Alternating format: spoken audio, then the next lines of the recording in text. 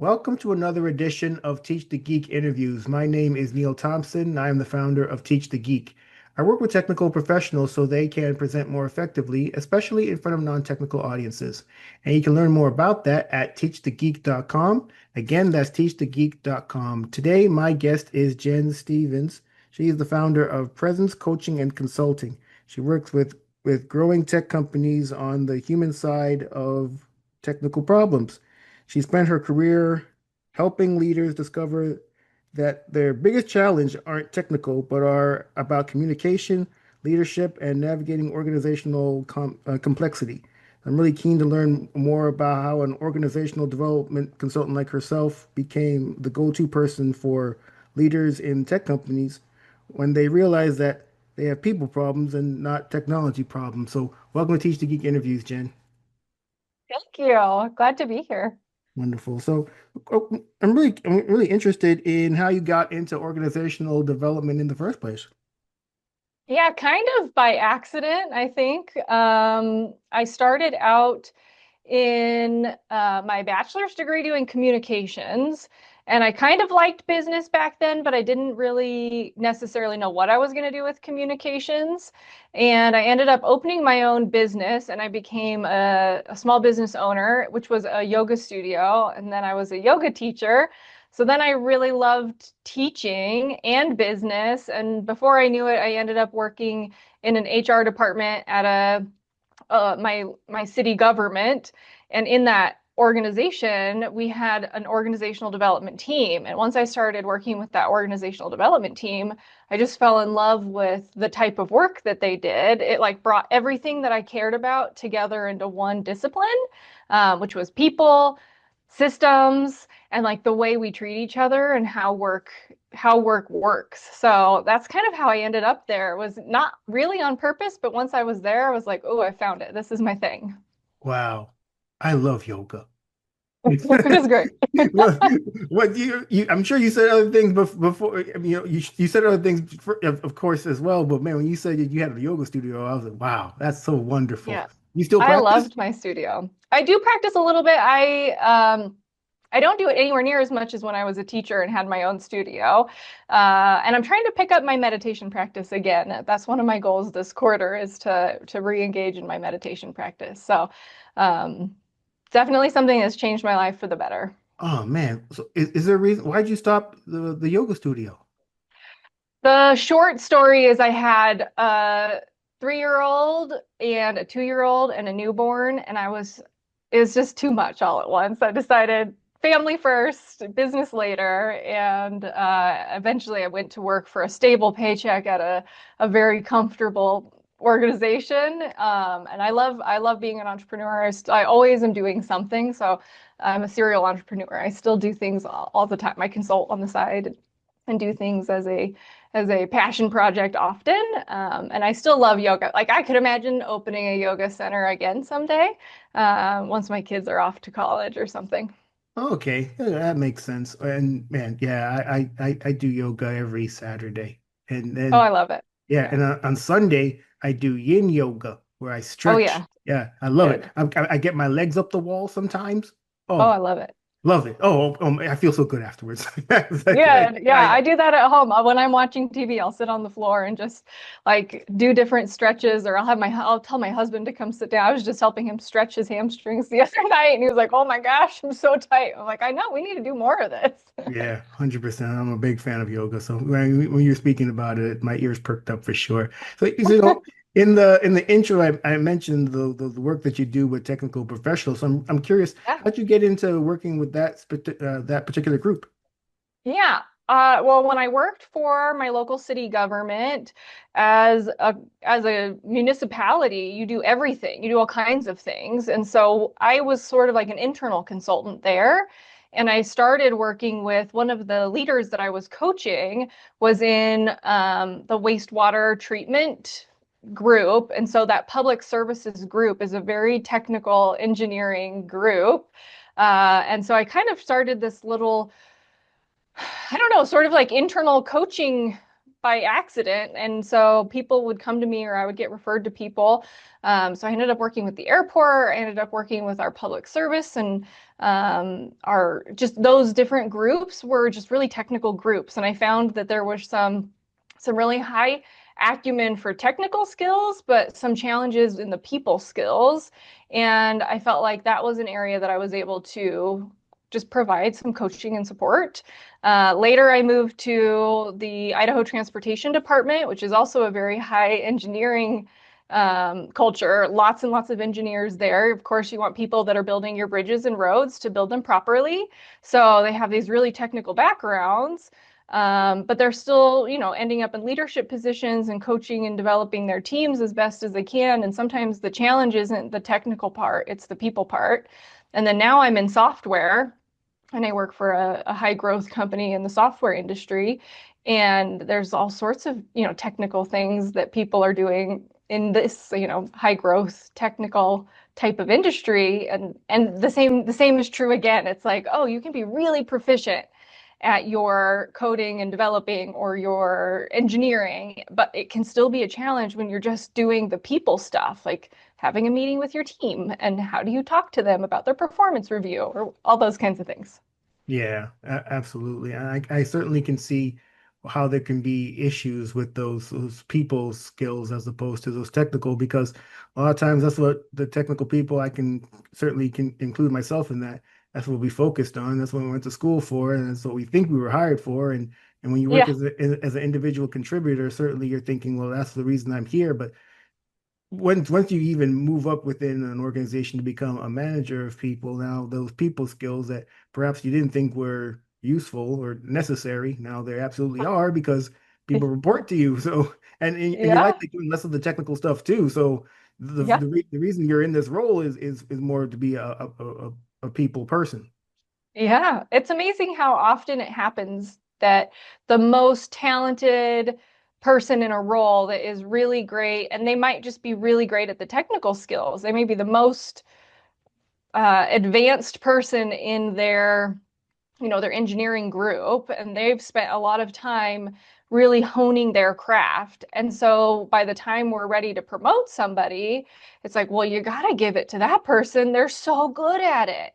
But the skills of leadership are so different than the skills of whatever you were the expert at in that individual contributor role. And so we often fail as organizations to truly prepare people and develop them into a people leader. And those are just sometimes they're transferable skills, but not always.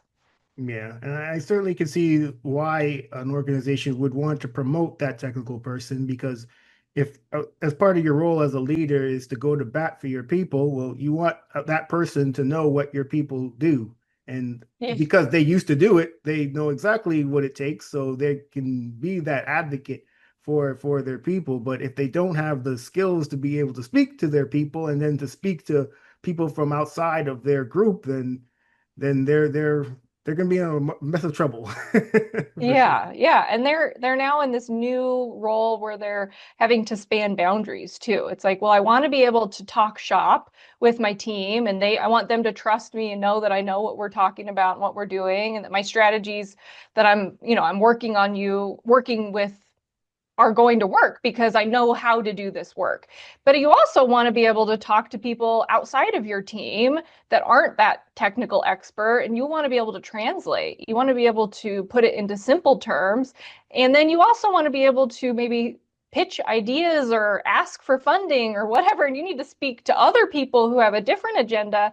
And so in this role, as you change from getting to be in your domain of expertise, now you're pivoting into a new space that's maybe not your expertise. And often organizations really struggle to help people with that transition, whether it's a training gap, whether it's a selection issue, like we maybe didn't choose the right person, or maybe it's tools, resources, and opportunities to grow that we're not providing as an organization. So that's one of the things in an organizational development perspective is being able to see that issue and then address it appropriately on more than just one front. Like, what are all of the things that we need to think about? And one of those areas is the development of people. It's like, how do you develop them? How do they grow? Yeah, 100%. So, I mentioned in the intro that you founded this business, Presence Coaching and Consulting. What exactly is it, and what do you provide? Yeah, so Presence Coaching and Consulting is a solo consulting business that I do as an additional thing to my full-time work.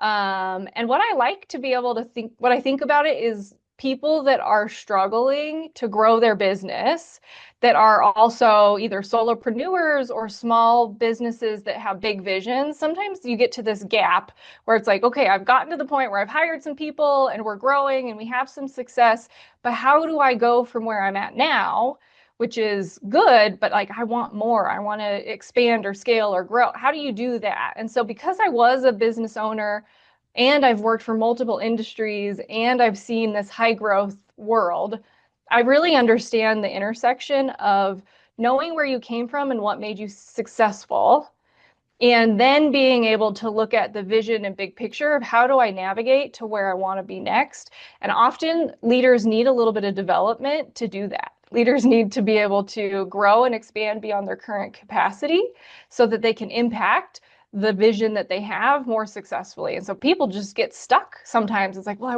want to do it, but I don't know how. And so that's where I come in and I can help people with that intersection where they're feeling a little bit stuck. Got it. So, with the people that you work with in your coaching and consultancy, I guess what's the number one problem they typically come with, and how do you help them solve it? Number one problem is when they realize they have a people problem, not a technical problem. When they're like, okay, we have software that works, or we have a product that works, and they feel like, okay, it's not, that's not the problem. It's I'm struggling with my team, or I don't know who to hire. I don't know how to create a system so that the team that I want to build is the right people because it's so expensive. It's really expensive to hire people. And so, how do I know if I'm going to pick somebody that's like a generalist or a specialist? So those people problems, when you're like, okay, I have what I do figured out, but what I don't know is the people stuff, the growing the business and the people at the same time challenge. And often that comes to me through some challenge around culture. Like, what's the culture I want to build, or what's the culture fit that I'm looking for to hire somebody? So that's usually the pain point, is like something's not working in the people or the team. Okay. And then, are there typical ways that you go about solving those types of problems, or is it kind of it depends on something else? I mean, I will give the typical answer, which is it does depend. It's like, what are the symptoms are usually not the root cause. So you start with like what's bothering you, what's the challenge, and then you figure out or work together in partnership around, well, what might be causing that? What's the underlying issue that really needs to be addressed?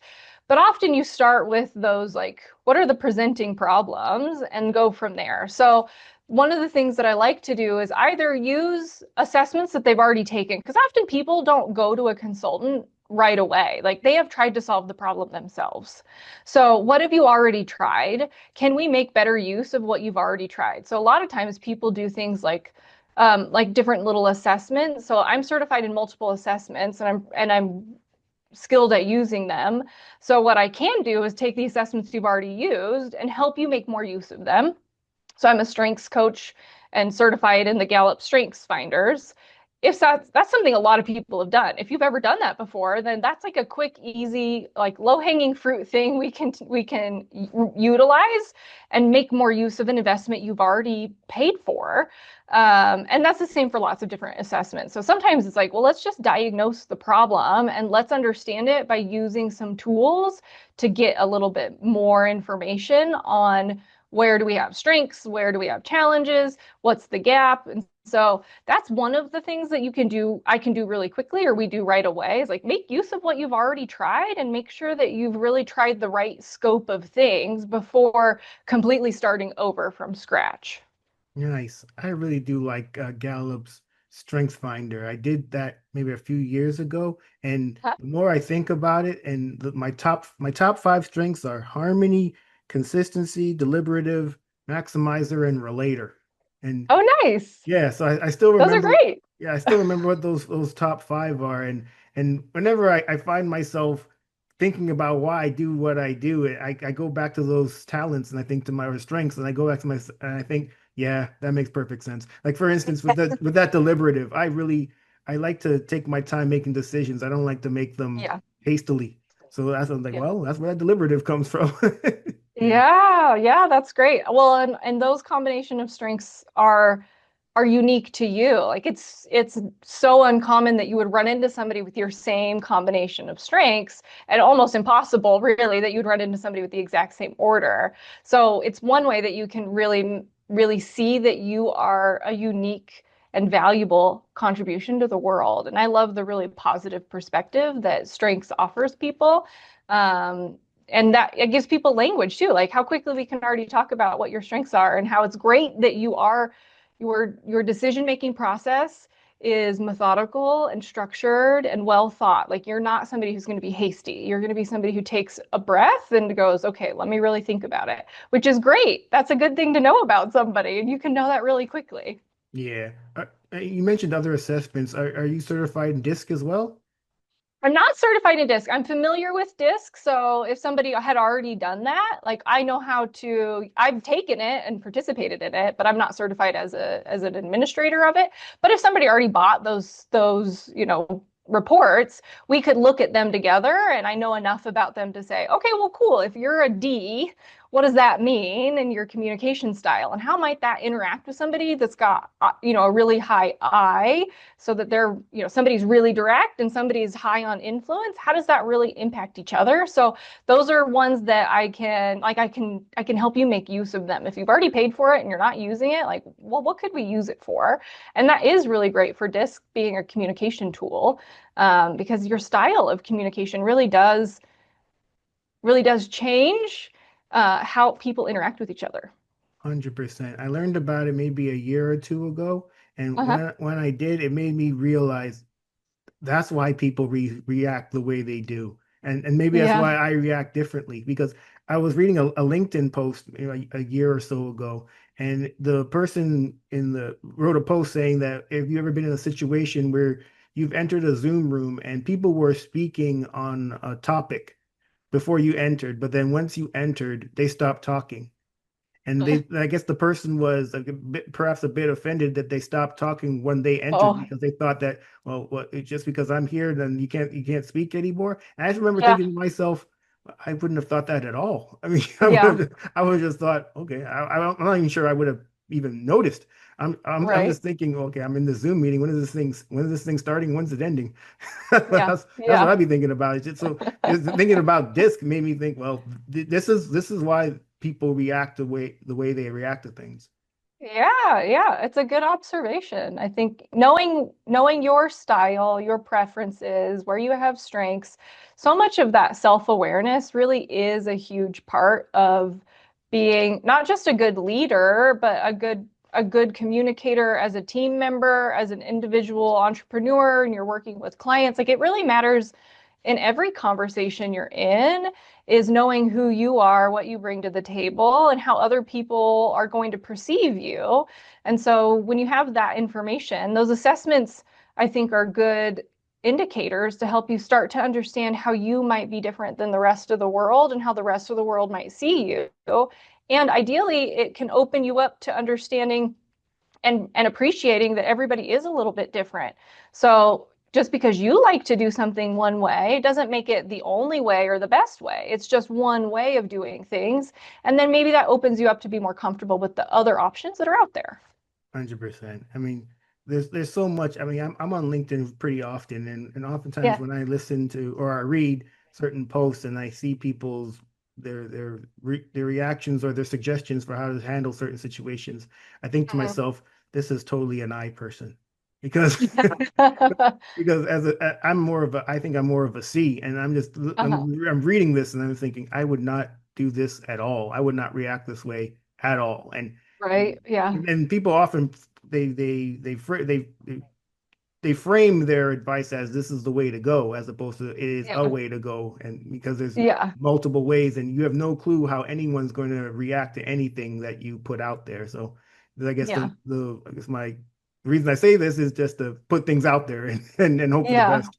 Yeah, yeah. Well, and I think one of the neat things that I do like about the DISC assessment is that it gives you your natural style and your adaptive style. So, what you do kind of on your own without trying to make any changes may be the same as your adaptive style, meaning like when you're at work, you do exactly the same thing you would do with your friends. But some people, it's very different. What you do at work is very different than what you would do kind of when you're at your most relaxed at home with your friends and family.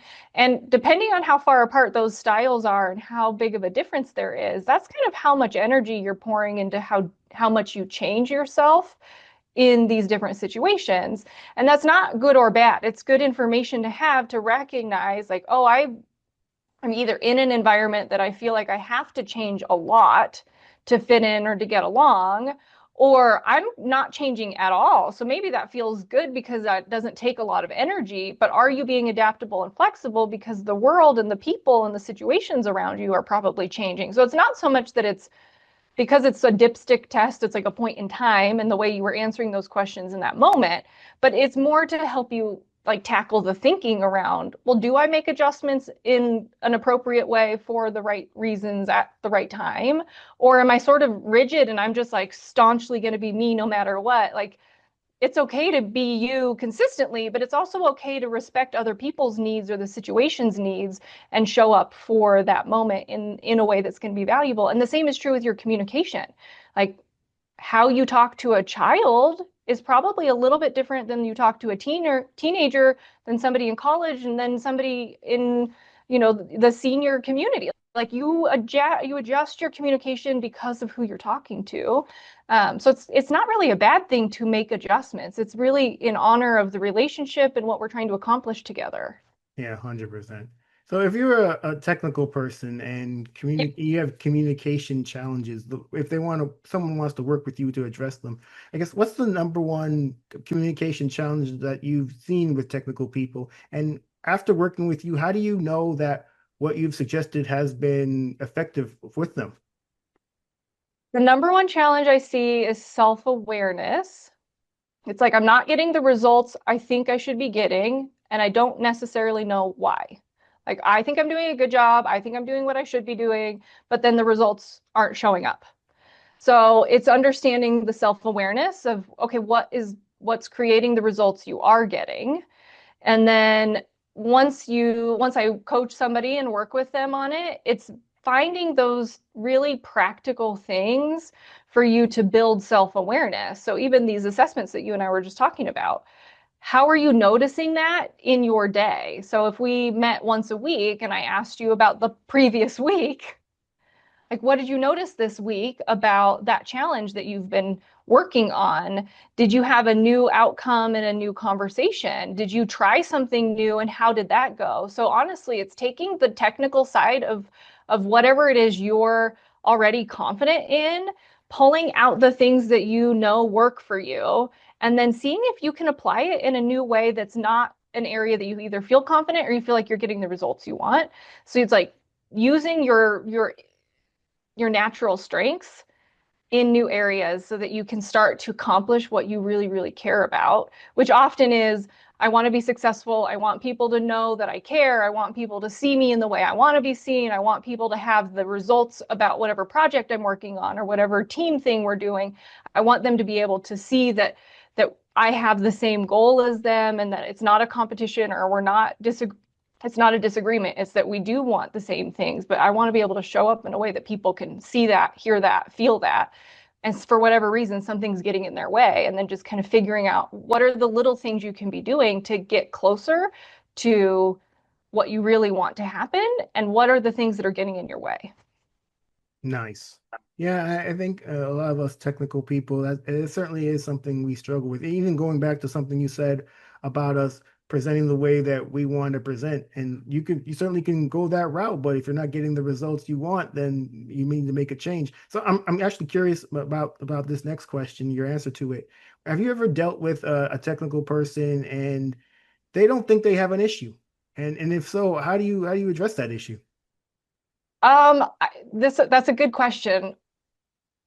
here's the thing. I don't think somebody who doesn't think they have an issue has ever come to me by themselves.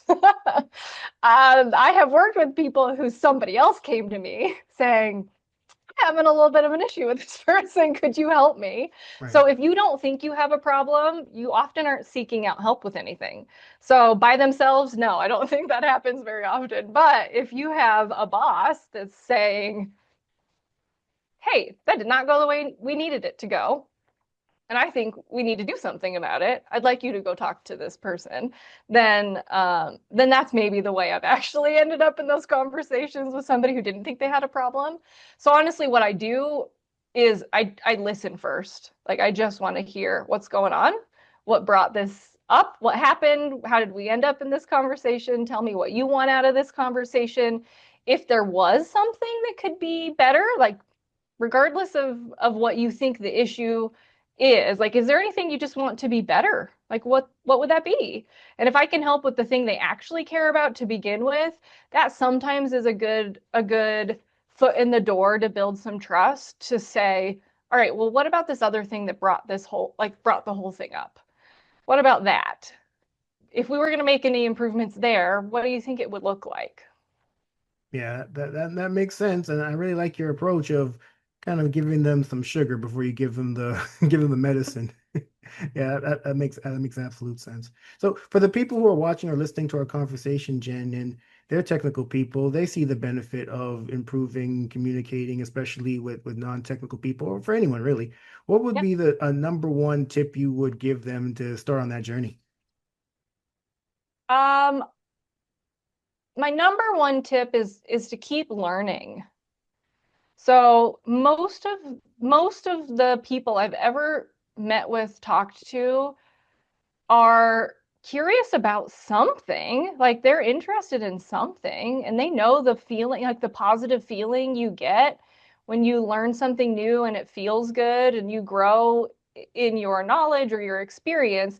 And that doesn't matter if it's I don't know, maybe you have a fun card game that you didn't know, you didn't used to know, but then you went through like the difficulty of learning the rules and how to play and like what's the good strategy to get you along in your gameplay so that it's better.